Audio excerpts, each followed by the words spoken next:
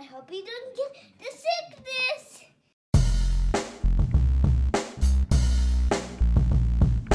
My boy Kurt is a stay-at-home dad, watching Disney movies he never had. His daughter digs through all the VHS, crushing the classics in a princess dress. Informed like Scuttle, Kurt's got your ticket, making it real like Jiminy Cricket.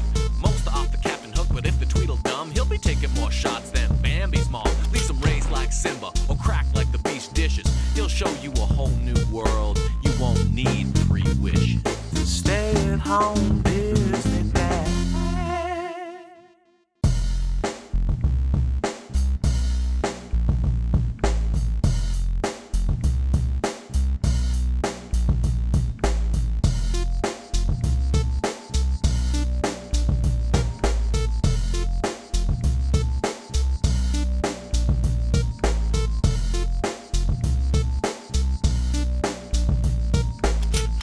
I've never heard of Madeline until today, not at all, not once. But here we have Disney's Madeline Lost in Paris. Now, knowing what I know about kids' cartoons, one would assume Madeline Lost in Paris would be an inspiring story about a little girl who vacations with her family, gets separated, has some adventures, meets some other characters, possibly talking animals, who help her reunite with her family and lessons are learned. One would assume. But no, Madeline Lost in Paris is about an orphan who is finally adopted by her long-lost uncle, who turns out to not be her real uncle, and he sells her to a sweatshop after collecting her inheritance. All this is true. Again, reminding us how there is nothing more horrific than being an orphan in the Disney universe. Also, this movie messed with me a little bit because in all my years on this earth, I have never met a single Madeline, like a real girl named Madeline. I don't know anyone famous named Madeline. The only other Madeline I ever knew was the Marvel Comics character Madeline Pryor from the X-Men. Now, as you can imagine, reading this as a 10-year-old boy, I was a pretty big fan of this character, but her backstory is worth telling. So Cyclops is married to Jean Grey, Marvel Girl, but then Marvel Girl dies. So Cyclops, obviously who has a thing for redheads, rebounds and falls in love with this girl, Madeline Pryor. They have a baby together, all is well, until he finds out, hey, guess what? Jean Grey, Marvel Girl, is actually still alive. So Cyclops kicks Madeline Pryor to the curb and thinks he and Jean Grey are going to raise this kid together, like Madeline's kid, and be a happy little family, and never talk about Madeline ever again.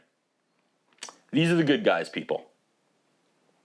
So Madeline sleeps with Cyclops' brother, kidnaps her own son, makes a deal with the devil, and basically opens the gates of hell, unleashing demons into the world and telling them to destroy everyone and everything. Now, reading this as a kid, I was like, Madeline is a mean, mean woman.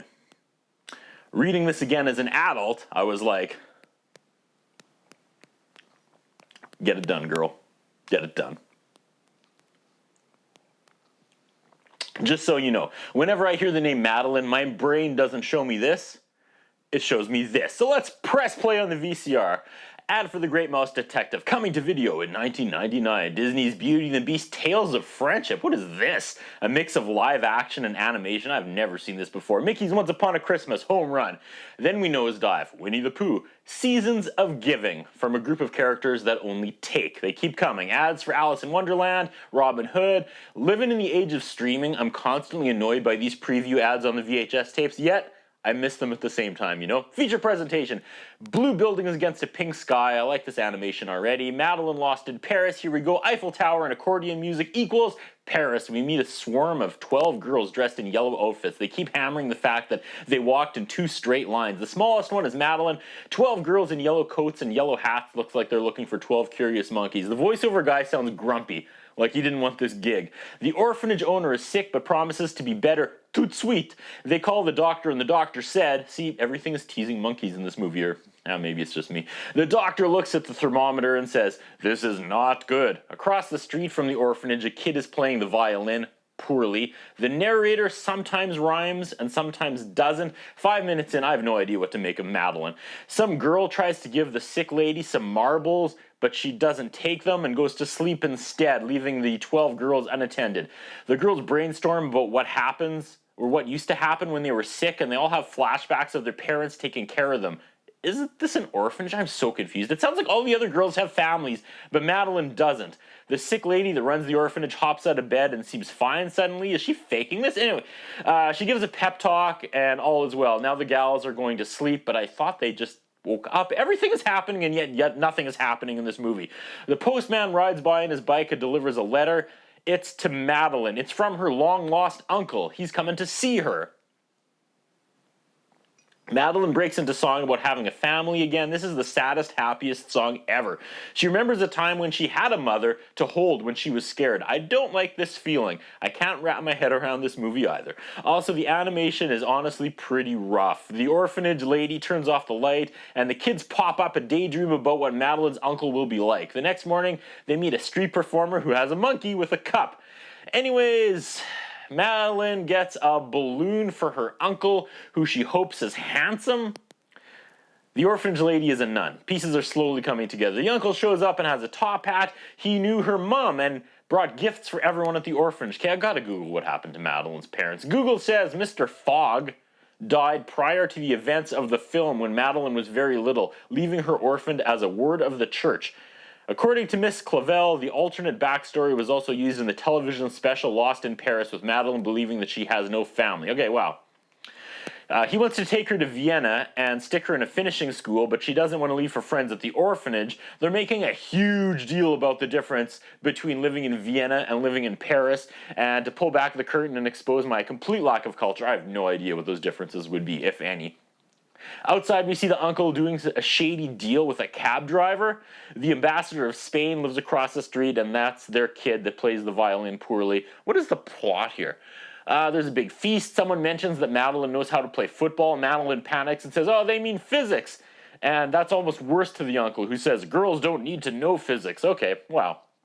Bizarre transition where they kind of click and drag all the characters around the screen at one point. I'm trying here, folks. This is a mind bender. Google also tells me, despite popular belief, Madeline was never intended to be an orphan. She was merely away at school when the 1998 live-action movie was made, though the screenwriters decided to go ahead and play up the orphan storyline, but this isn't original canon. Okay, super long song, which is nice because I get to duck out a little bit and drink coffee and not take notes for a while. The uncle is going to take her on the Orient Express in the morning. Uncle actually, just wants her inheritance. He's the bad guy. Now he's sneaking around the corner, cementing himself as the antagonist. The violent kid next door gets some awesome spy music as he sneaks out at night. He's going to lure away the rooster so it doesn't cock-a-doodle-doo in the morning and wake everyone up so Madeline will sleep in and miss her train and won't have to leave. Not the worst plan, but it doesn't work, and he ends up sticking a paper bag over the rooster's head. So basically, All right, I'll let it go. It doesn't work, and the rooster wakes everyone up anyway. The gals say goodbye to Madeline. The nun warns them that their tears will make their hot chocolate salty. Quote, Madeline's suitcase would not click, but 3 more bottoms did the trick. That sounds like lyrics Poison would have written in like 1989. Uncle is unloading Madeline, or he's loading Madeline to a cab, and then, is this where he takes her inheritance and ditches her parents? Madeline wants to bring her dog. He says she can't bring the dog. She puts her foot down and says she's not going without the dog, so they take the dog. They give Madeline a necklace, and Uncle 5-digit discount likes the look of that. I also recognize Uncle's voice. They get out of the subway station, and she knows something's up because this isn't the Orient Express. Uncle is dropping his charm, and his voice is Jason Alexander. Unreal. George Costanza getting another Disney payday in the 90s. Everyone is looking at them on the subway as the uncle continues to kidnap this child. Uncle leaves the dog behind after all. The nun and all the kids are trying to get to Madeline before she leaves so the violent kid can give her his gift. They go to the Orient Express, and there's no listing of them on the train. So the nun knows something is up. She knows something is wrong. She sings a song called Oh Dear, Something Is Not Correct. Less singing, more finding, lady, okay? Uncle has taken Madeline into the slums. I cannot wrap my head around this movie. Uncle drops his accent and drops Madeline off in a sweatshop. A sweatshop, people. I didn't see this coming when I popped in the VHS tape. I did not expect this. I'm not making this up. She's now working in a sweatshop, making lace and being threatened with physical violence. The nun has filed a missing persons report for Madeline. Madeline at the sweatshop is going to organize a strike and usher in a union.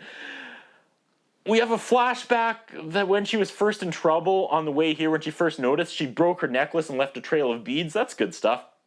That's smart. Also, hey look, another weak female character in the Disney universe, right?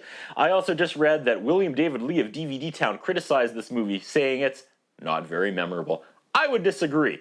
We just kind of realized that the French folk are also often punching bags for Disney. Madeline's sweatshop friend is sick. She's coughing on the white lace, making it yellow. Madeline stands up for her and gets tossed into solitary confinement. My daughter's uncomfortable. I'm uncomfortable. The mean sweatshop lady used to be in Cabaret, but one of her high kicks ripped her pants and everyone laughed at her, and then she got kicked in the face and fell off the stage, and she woke up a mean, haggard sweatshop owner. Sounds right. Good backstory. Madeline rallies the troops and she's going to help them all escape. The kids try to help they write help notes on the lace, but they get busted. The sick kid gets in even more trouble, and the lady now says she has to make black lace, and everyone screams because making black lace requires you to work in the dark, and it, quote, takes your eyes.